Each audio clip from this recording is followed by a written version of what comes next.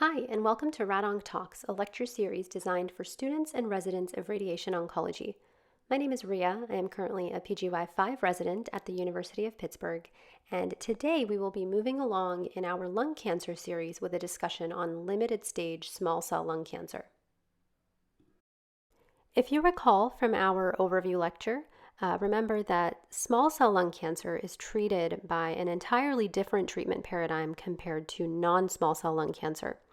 And that is because small cell lung cancer is a high-grade neuroendocrine tumor, and it tends to be more sensitive to both chemotherapy as well as radiation, but it also has a higher propensity for distant metastasis, especially brain metastasis. The staging system for small cell lung cancer can be done using the TNM staging and the group staging, same way that we do for non-small cell, but a more clinically useful way of staging and the way that we actually stage these patients to determine their treatment path is based on limited stage versus extensive stage disease.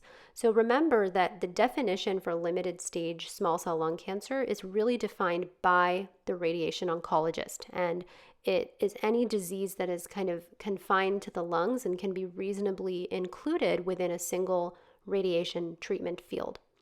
So it is possible to have disease that is within the lungs, but if it has kind of bilateral involvement, a lot of mediastinal lymphadenopathy, and it just ends up being very difficult to safely cover in a radiation field while respecting our normal organ dose constraints, then even disease that is technically confined to the lungs can be considered extensive stage if determined to be very aggressive by the radiation oncologist.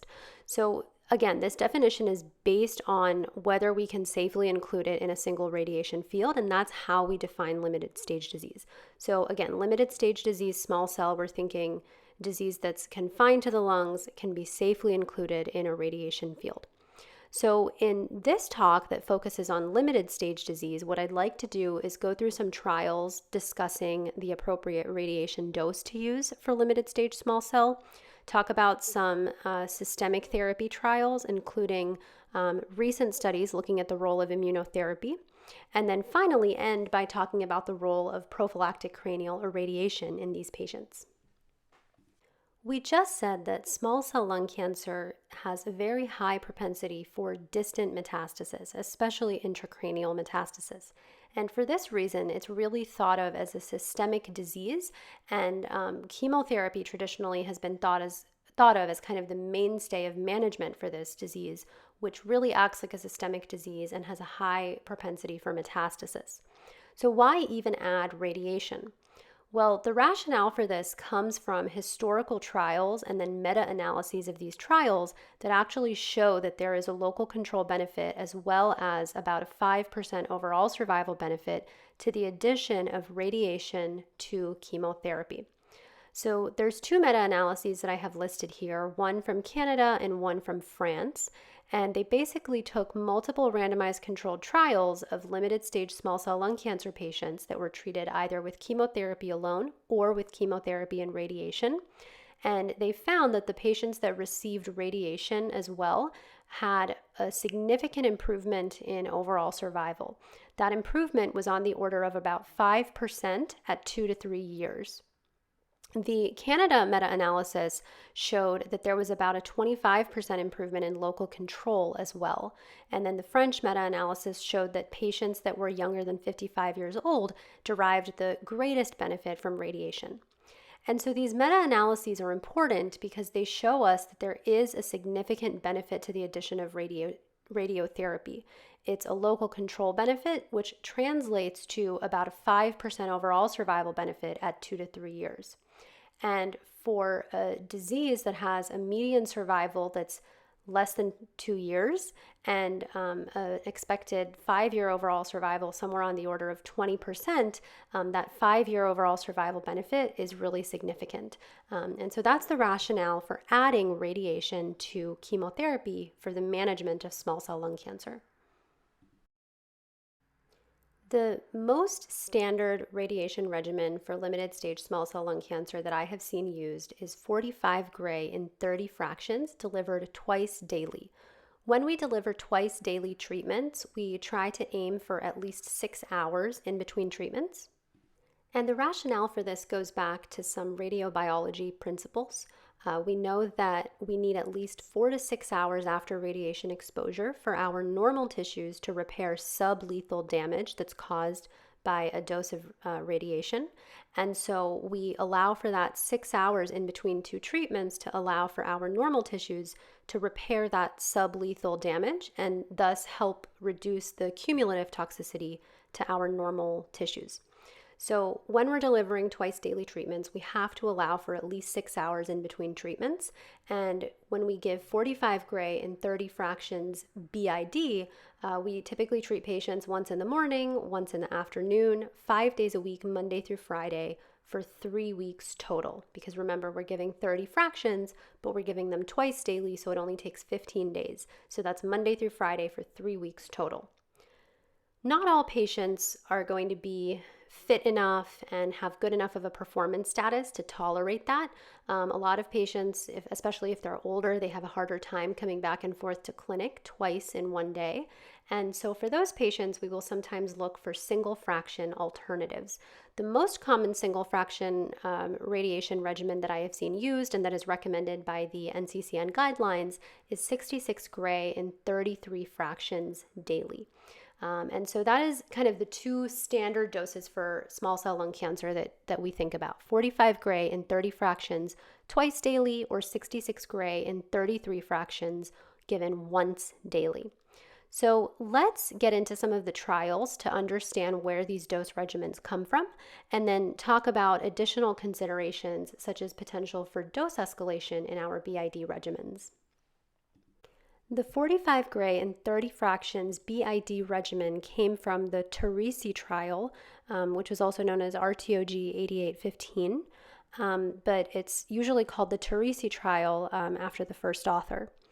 So in this trial, they took 400 patients with limited stage small cell lung cancer who were going to be getting 4 cycles of cisplatin and etoposide chemotherapy every 3 weeks. And these patients were randomized to 2 different radiation regimens, either once daily radiation, 45 gray and 25 fractions over 5 weeks, or twice daily radiation, 45 gray and 30 fractions delivered twice daily over just 3 weeks. Both of the arms, the radiation started with cycle 1, and all the patients that had a complete response to the upfront chemoradiation went on to receive prophylactic cranial irradiation to a dose of 25 gray and 10 fractions. But key takeaway here is that the randomization in the Teresi trial was 45 gray over 5 weeks versus 45 gray over 3 weeks with a BID regimen.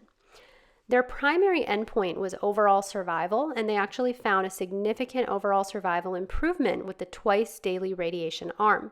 So the median survival was 23 months with twice daily radiation versus just 19 months with once daily. The 5-year overall survival was 26% with twice daily radiation versus just 16% with once daily. So a 10% 5-year survival benefit to the twice daily radiation arm. The failure-free survival was not significantly improved between the two arms. The 2-year failure-free survival was 24% with once daily versus 29% with twice daily. And they did notice significantly worse rates of grade 3 or worse esophagitis with the BID regimen. So 27% with twice daily versus just 11% with once daily. But despite that, because there was this overall survival benefit, 45 gray and 30 fractions BID sort of became the standard of care and really continues to be the standard of care to this day. Of note, this trial is criticized because the BED, or the biologic effective dose of the 2 different arms, is thought to be imbalanced. The total dose in both arms is 45 gray, and the dose per fraction is fairly similar, 1.8 gray in the once daily arm versus 1.5 in the twice daily. However, because of that time factor where the 45 gray and 30 fractions BID is very condensed over just 3 weeks, it does end up being a higher biologically effective dose. And so for that reason, the 45 gray and 25 once daily comparison may have been a suboptimal dose and not kind of the BED equivalent to 45 and 30 fractions BID. So that is something to keep in mind. But know that when these two regimens were compared, the 45 and 30 fractions BID arm won because it had an improved overall survival. It was a 10% improvement in overall survival at 5 years. The CONVERT trial, which was published almost 20 years after the Teresi trial was published, tested 45 gray and 30 fractions twice daily versus 66 gray and 33 fractions daily. So remember, in the Teresi trial, we said that perhaps the once daily arm that only went to 45 gray was receiving a lower biologically effective dose. So in the CONVERT trial, they gave a higher dose. They gave 66 gray and 33 fractions BID. They took around 500 patients with limited stage small cell who were going to be receiving 4 to 6 cycles of cisplatin and etoposide chemotherapy every 3 weeks, and they randomized them to these 2 different regimens, and they started the radiation with cycle 2 of chemotherapy. So again, the arms were 45 gray and 30 fractions BID, which is the Teresi standard that had emerged, versus 66 gray and 33 fractions daily. So now we're going to a higher dose with the daily 2 gray per fraction radiation. This trial was designed as a superiority trial. So it was designed to show the superiority of the experimental arm, and it was negative. It did not show that 66 gray and 33 fractions daily was superior to 45 gray and 30 fractions BID. So the 2-year overall survival was 56% with the BID regimen versus 51% with the daily regimen, and the median overall survival was 30 months with the BID regimen versus 25 months with the daily regimen. And this was not significant, and it was not superior the way that this trial was powered. They did notice a rate of around 19% grade 3 esophagitis in each arm, and they found a higher rate of grade 4 neutropenia in the BID group. So 38% with the daily fractionation versus 49% with the BID, so higher neutropenia.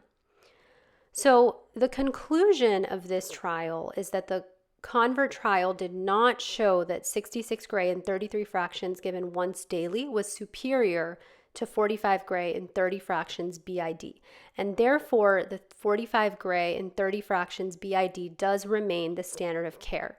The trial is not designed to show non-inferiority or equivalence, and so I think this is frustrating, but based on how the trial was designed, we cannot conclude that 66 gray and 33 fractions is non-inferior or equivalent. All we can say is that it is not superior to 45 gray and 30 fractions. In practice, the way that I have seen this data applied, we try to aim for 45 gray and 30 fractions BID whenever possible, especially for younger patients. But when we are dealing with patients that are maybe poor performance status or older in age, or for some reason not able to tolerate the BID regimen, or maybe even refuse the BID regimen, 66 gray and 33 fractions is a once daily alternative, because not everybody can feasibly, be compliant with that BID regimen. It is a lot to ask of patients to come back and forth to clinic twice a day. So it's very intense.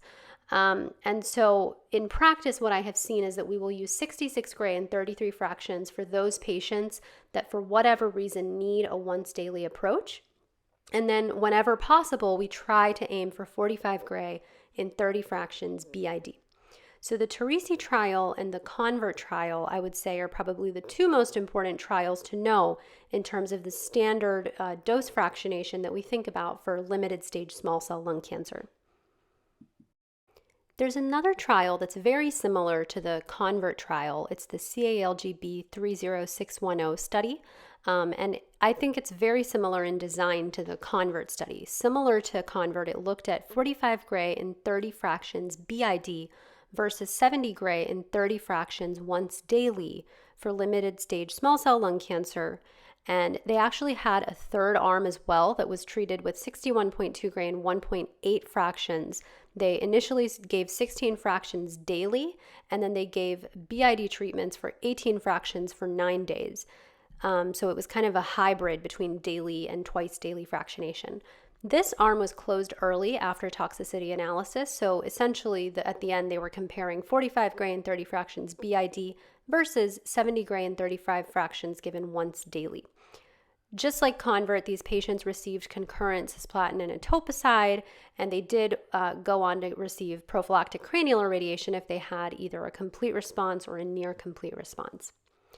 This trial found no significant difference in the overall survival or the progression-free survival between the 45 gray and the 70 gray groups. And once again, just like convert, this trial was powered to detect the superiority of the experimental arm, and 70 gray arm was not superior compared to the 45 gray arm. The median overall survival was very similar between the two arms, 29 months in 45 gray versus 30 months in the 70 gray arm, and the progression-free survival also was not significantly different. There was no significant difference in toxicity between the arms. So CALGB 30610, just like convert, compared 45 gray and 30 fractions BID to kind of a dose-escalated once-daily regimen. In this trial, it was 70 gray and 35 fractions. In convert, it was 66 gray and 33 fractions. And just like convert, it was designed as a superiority study, and it did not show the superiority of the 70 gray once daily. And so once again, 45 gray and 30 fractions BID remains the standard.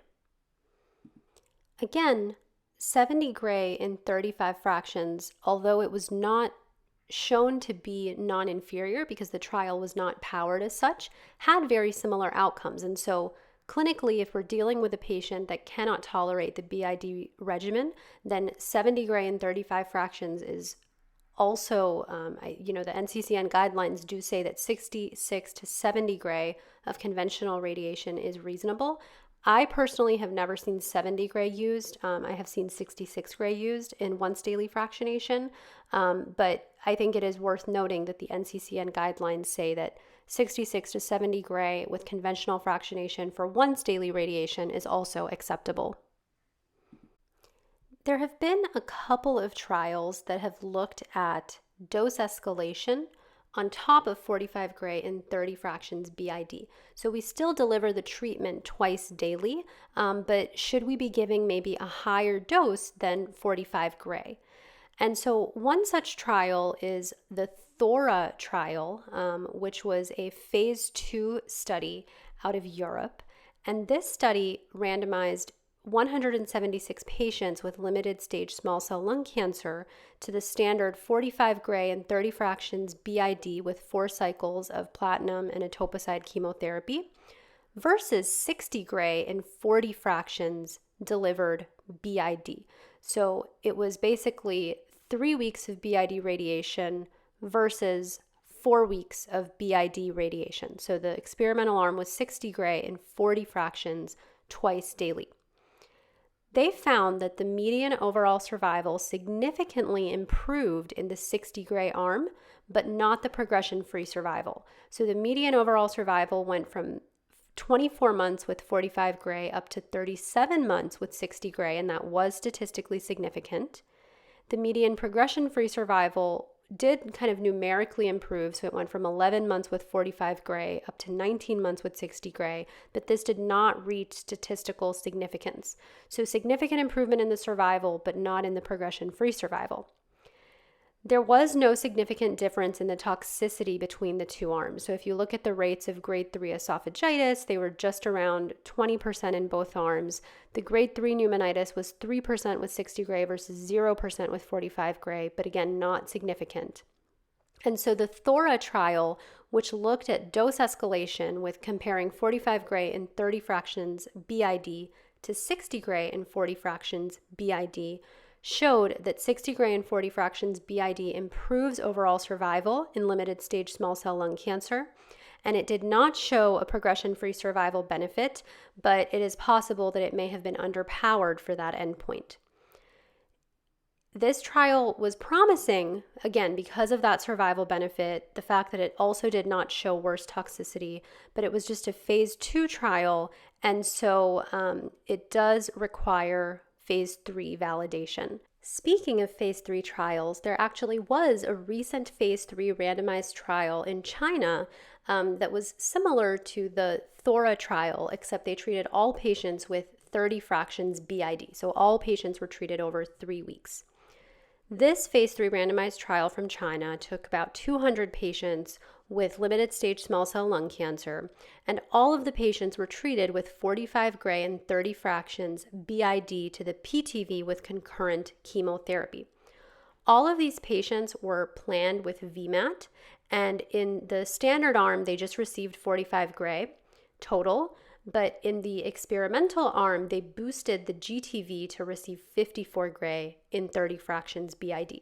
So it was a simultaneous integrated boost in that experimental arm, with the PTV still getting our standard 45 gray in 30 fractions, and then the GTV was getting a boost to up to 54 gray.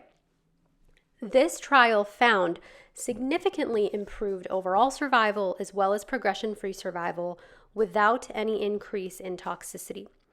So the median overall survival was 61 months with the 54 gray boost to the GTV versus just 40 months in the standard arm.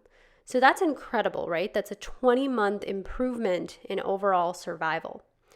The median progression-free survival was 31 months with 54 gray versus just 17 months with 45 gray. So again, incredible, right? Almost a doubling of the median progression-free survival with that 54 gray boost. So very, looks very promising. Seems like the results are significantly better with that 54 gray GTV boost, the 20-month overall survival improvement, and the 14-month progression-free survival benefit. They found no significant difference in terms of the toxicity either. So the rates of grade 3 esophagitis were just around 12 to 13% in both arms. The grade 3 pneumonitis was just around 5 to 6% in both arms. So significantly improved overall survival and progression-free survival without worse toxicity. So these were kind of the very incredible results from the phase 3 Chinese trial looking at the BID dose escalation. I will say in the US, I think there are many that are kind of skeptical of these results just because of the vast improvement in outcomes and no increase in toxicity with dose escalation. Some, I think, believe that it is possible to boost the GTV without significantly worsening toxicity, but I think that some are also very hesitant just because it's hard to imagine that there is no significant increase in toxicity. I think there's also folks out there that are hesitant to apply these findings to a US population because our patients are very different, right? And in the US, almost all of our patients are smokers, but there were a significant subset of patients in this Chinese study that were never smokers. So different patient populations. And for the reasons I highlighted, I think that this has been met with some skepticism here in the US. I would say, though, that there are some practitioners who have moved towards trying to boost the GTV whenever possible while still respecting the dose constraints. So let's take a step back and summarize some of the data that we've reviewed, because I think we went through a lot of different trials looking at various dose fractionation regimens for limited stage small cell lung cancer. That first trial that we talked about, the TERESI trial, to this day really remains the standard for limited stage small cell lung cancer. So when you think about radiation for limited stage small cell lung cancer, the first dose fractionation that typically comes to mind is 45 gray in 30 fractions delivered twice daily as sort of the standard regimen. And again, that's based on the TERESI trial. With some of that modern evidence that we discussed, looking at dose escalation and that phase 3 randomized trial from China, some folks now may consider boosting that GTV to 54 gray, but the standard answer, I think, for boards is just 45 gray and 30 fractions twice daily. For patients that may not be amenable to twice daily fractionation, either due to medical reasons or just because of their own preference, we do have once daily options. So 66 gray in 33 fractions was studied in the CONVERT trial, and 70 gray in 35 fractions was studied in the CALGB trial. They were both shown to be not superior to our standard 45 gray and 30 fractions BID.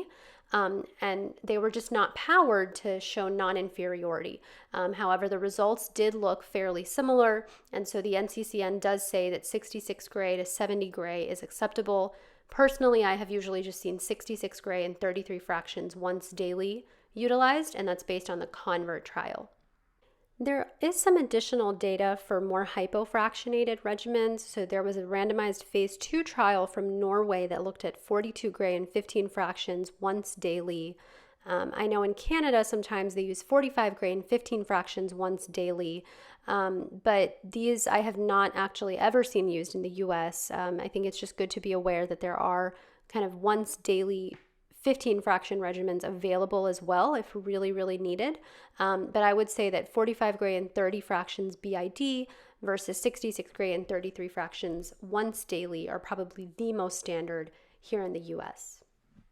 And one last note before we move on to systemic therapy, we're not going to get into too many details around treatment planning per se, but one note I do want to make is keep in mind that when we are planning for our lung cancer patients, and this applies to both small cell and non-small cell lung cancer, we do not cover elective nodes in lung cancer. We just cover the primary tumor as well as the involved nodes, and we add a CTV margin on those. And we use PET-CT guidance to help determine which nodes are involved, but there's no elective nodal coverage for lung cancer. Let's move on then and talk about systemic therapy for management of limited stage small cell lung cancer. So historically, we have always used dual agent platinum-based therapy. So we've used either cisplatin or carboplatin with etoposide, and we've given this for 4 cycles, given every 3 weeks, and radiation is given concurrently with that chemotherapy. We typically give radiation starting with either the first cycle or with the second cycle. The radiation, when we're giving it BID, it works really well because it's given once, the chemotherapy is given once every 3 weeks. So if we give radiation on the first day of either cycle 1 or cycle 2, by the time they get to the next cycle, theoretically they're done with the radiation therapy. If we're giving once daily radiation over 33 treatments, then they end up getting 2 cycles of chemotherapy over the course of their radiation treatment. But either way, we're giving cisplatin and etoposide or carboplatin and etoposide for 4 cycles, and we're giving radiation with either cycle 1 or cycle 2. Recently, there has been some data looking at adjuvant immunotherapy, and there was a breakthrough Adriatic trial that was published just this year that showed a very significant survival benefit to the addition of adjuvant durvalumab times 2 years. So let's take a look at the Adriatic trial. Adriatic was a practice-changing study. It was presented at ASCO 2024 as a plenary, and then it was published shortly thereafter, both just this past year.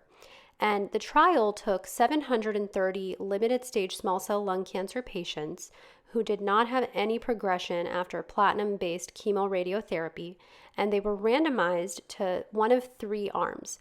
So either adjuvant durvalumab, 1,500 milligrams every 4 weeks for 24 months, durvalumab plus tremelimumab, which is a CTLA-4 antibody for 4 doses only for 24 months. This arm actually was closed early.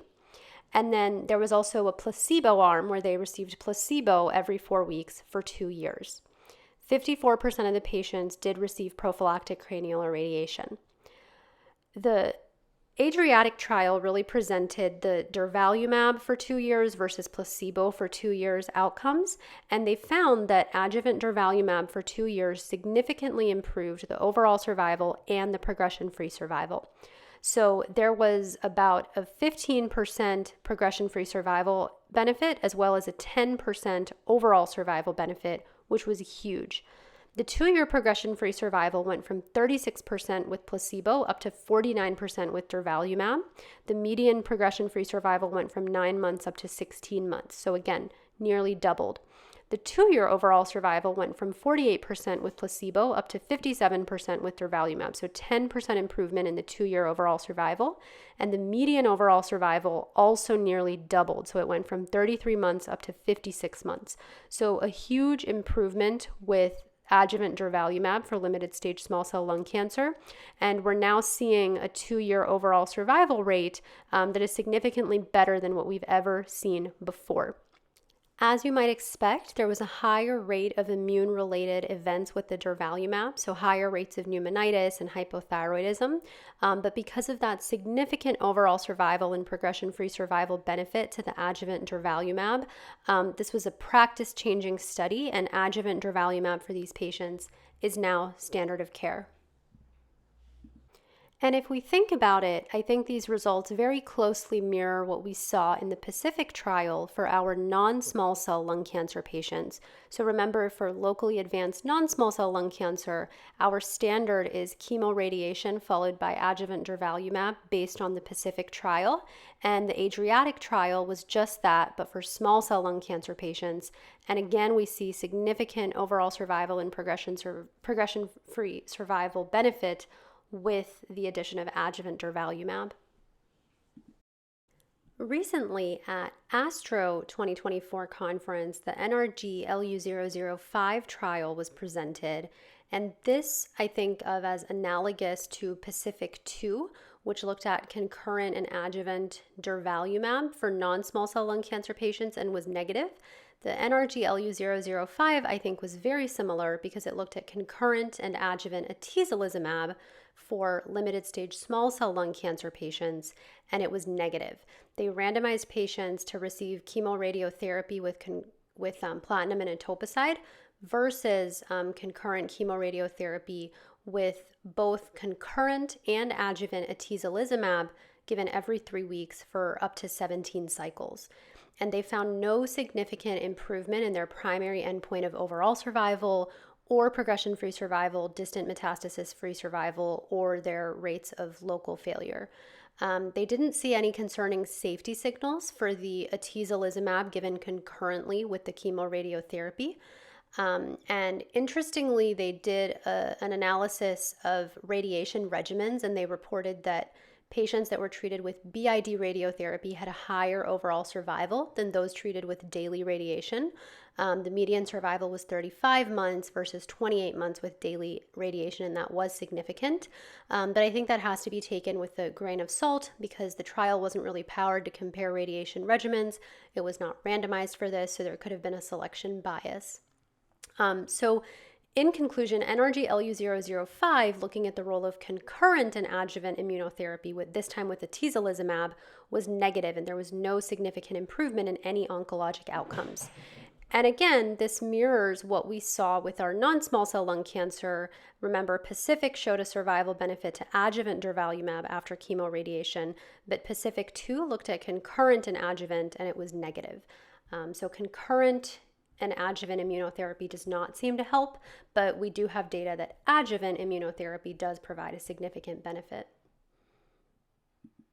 And so now that we've talked about some of the important systemic therapy considerations, we can kind of put together a picture of the general treatment paradigm for limited stage small cell lung cancer. So the treatment paradigm is upfront chemoradiation, with radiation typically given to a dose of 45 gray in 30 fractions BID, and this is given with concurrent chemotherapy. The chemotherapy regimen is typically a platinum agent and etoposide given every 3 weeks for 4 cycles total, and the radiation is given either with cycle 1 or cycle 2 of chemotherapy. And after all of that chemoradiation and upfront chemotherapy for 4 cycles is complete, we now add maintenance durvalumab every 4 weeks, and we continue that until 2 years or until progression. And that's based on the recently published Adriatic study. So it's chemoradiation with 4 cycles of platinum and etoposide, followed by maintenance durvalumab. Now, the radiation, we typically will start with either the first or second cycle of chemotherapy. Ideally, we'd like to start with the first cycle, but realistically, by the time we simulate our patients and finish the treatment planning process, that entire process can delay the start of therapy.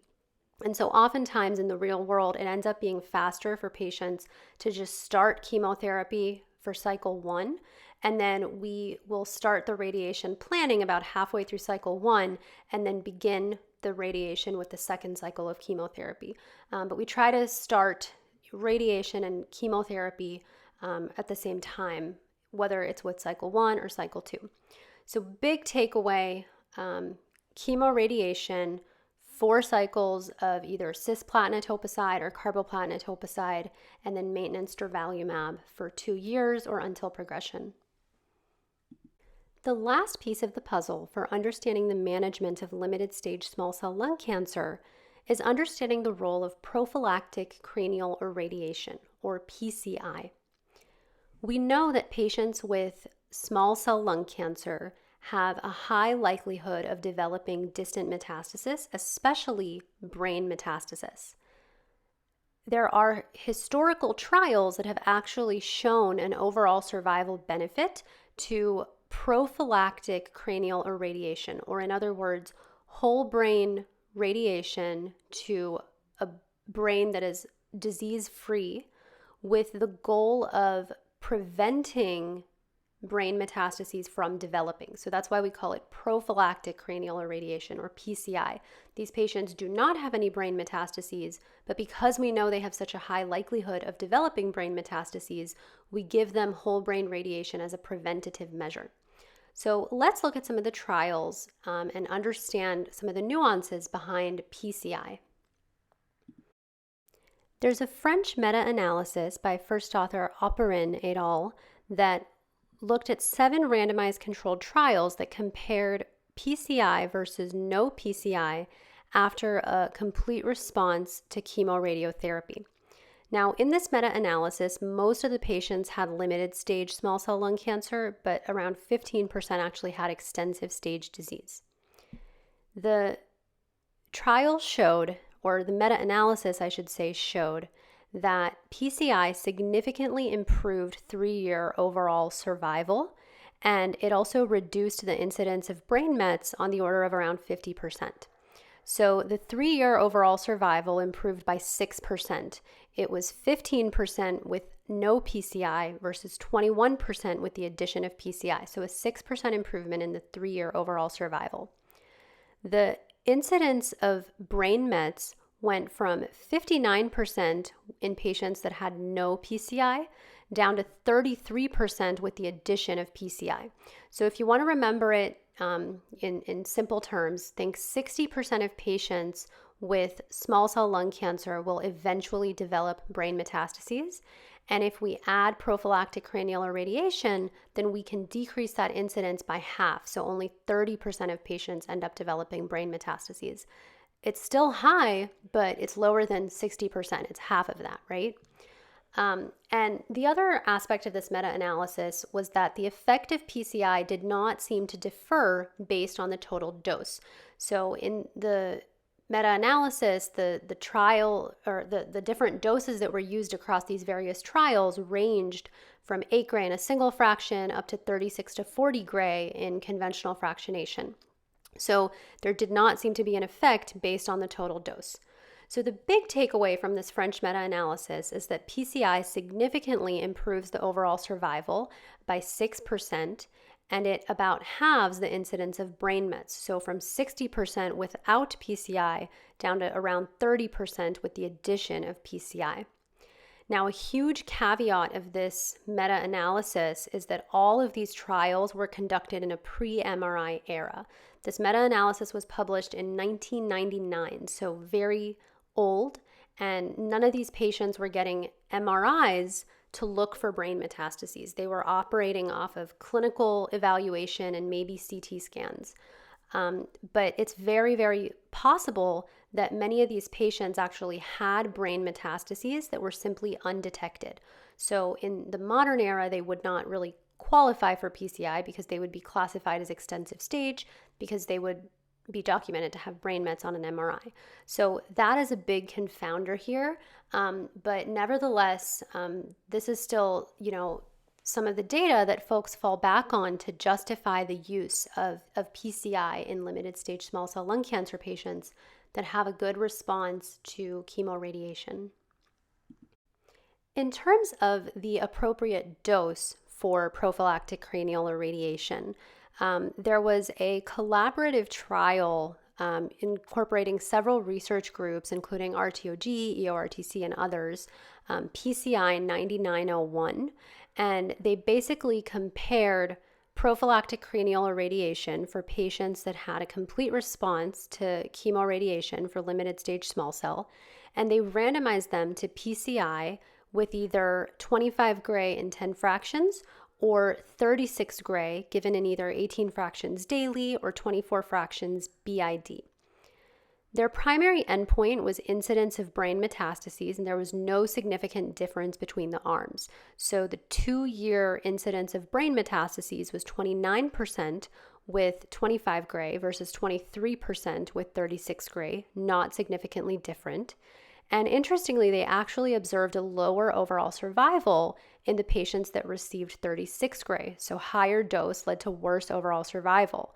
The 2-year overall survival was 42% in the 25 gray arm versus 37% in the 36 gray arm. So it's unclear exactly why there was that survival discrepancy. They did document worse toxicity in the higher dose arm, so worse headache, fatigue, nausea, worse neurotoxicity. So the bottom line is from this PCI 9901 trial, 25 gray and 10 fractions as the PCI dose was established as the standard of care because it showed no difference in the incidence of brain mets compared to higher dose, and it actually was associated with improved overall survival. So 25 gray and 10 fractions is the standard dose for PCI. And remember, that is different from our whole brain radiation dose when we are treating metastases. If we're giving therapeutic whole brain radiation, our dose is 30 gray in 10 fractions, so slightly lower dose in the prophylactic setting. So we understand the rationale for PCI. It about halves the incidence of brain mets at 3 years.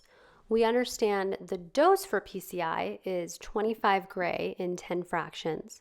And finally, that brings us to the technique for PCI.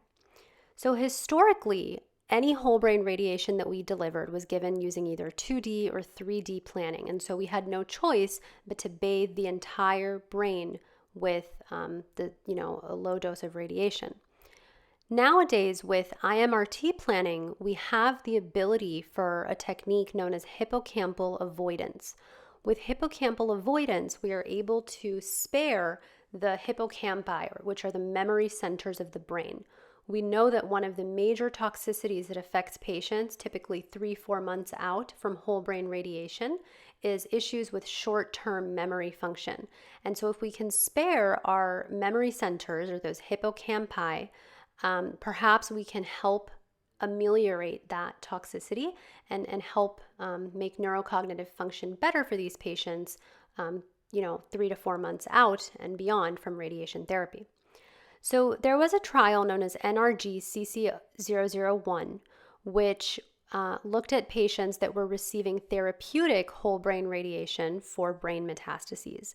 And NRG-CC01 demonstrated that whole brain radiation with hippocampal avoidance actually results in improved cognitive function and patient-reported outcomes without compromising PFS or OS of patients. This was for therapeutic whole brain radiation for patients with existing brain metastases. They delivered whole brain radiation with hippocampal avoidance, and they also gave memantine, which is a drug that is thought to help improve cognition as well. Now, in the prophylactic cranial irradiation setting, there's a few trials that we can fall back on to provide evidence for using hippocampal avoidance.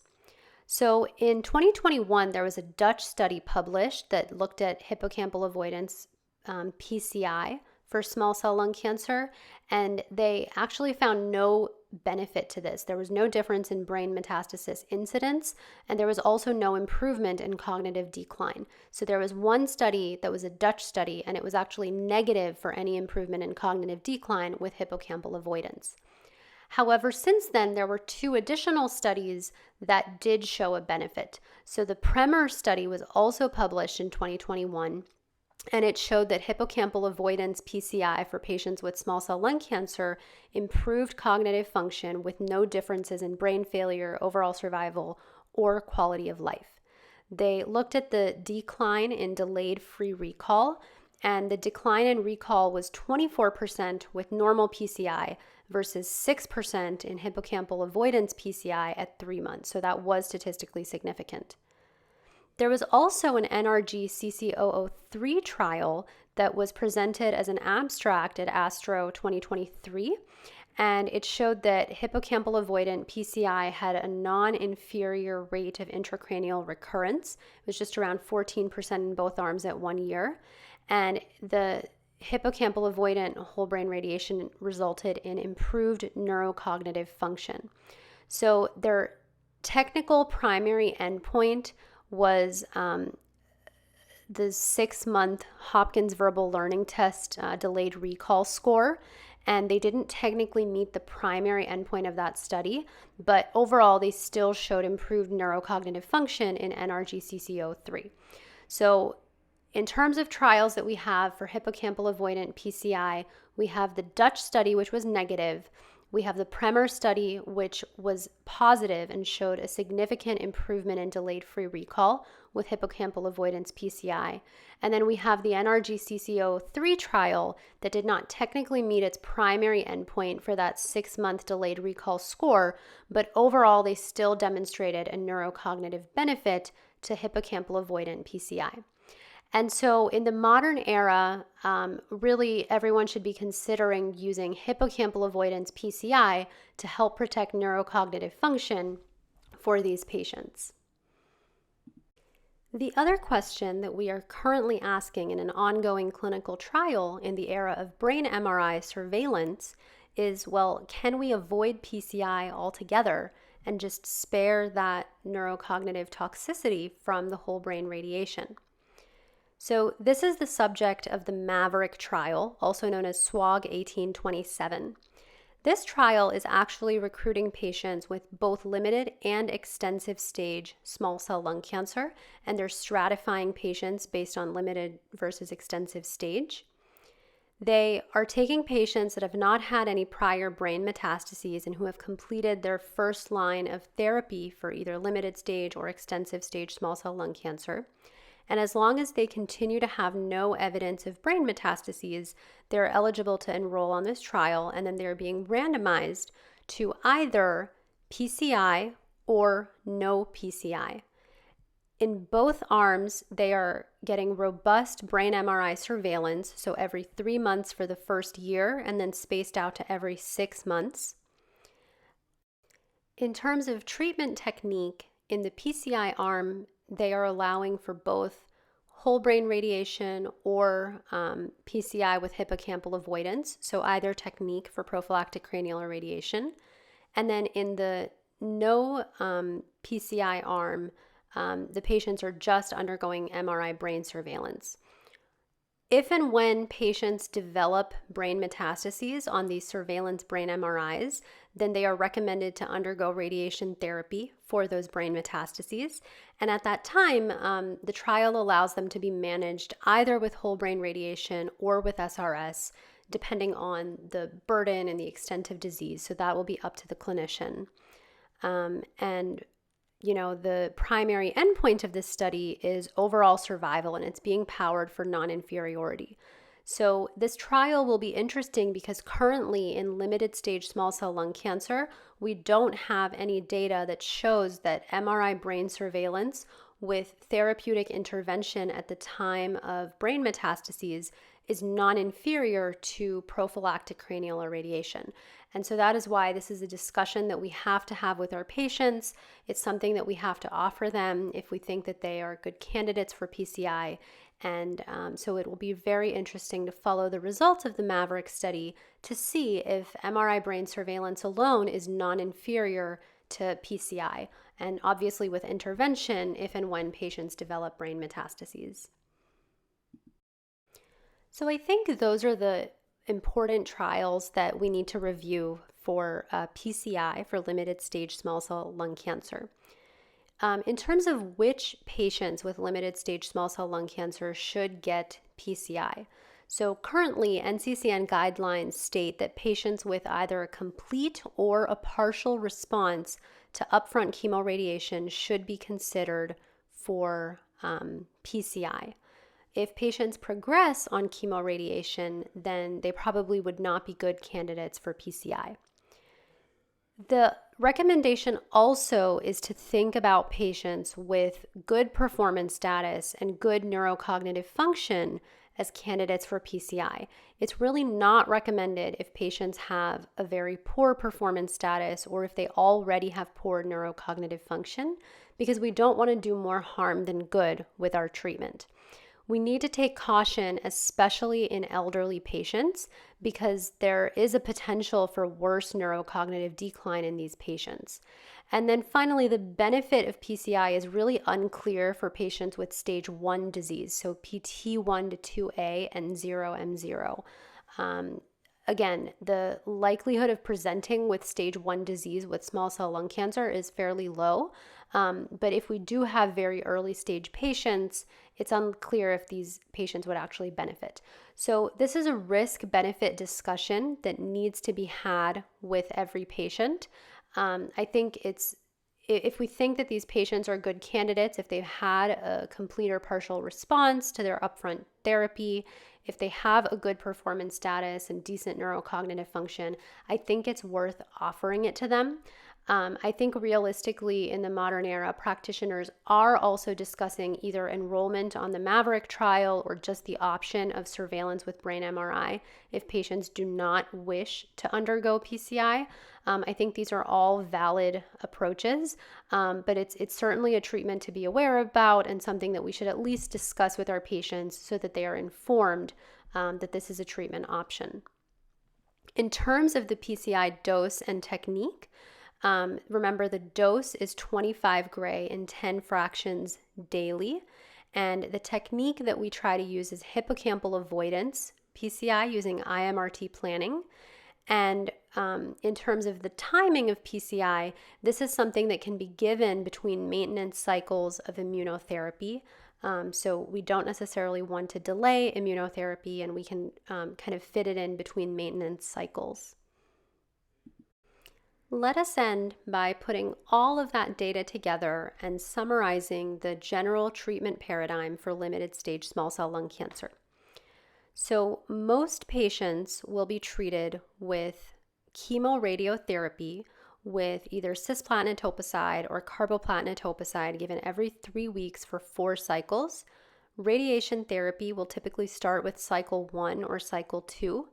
And the most common dose regimens that we think about are 45 gray and 30 fractions BID with consideration of a GTV boost to 54 gray, or 66 gray and 33 fractions given once daily.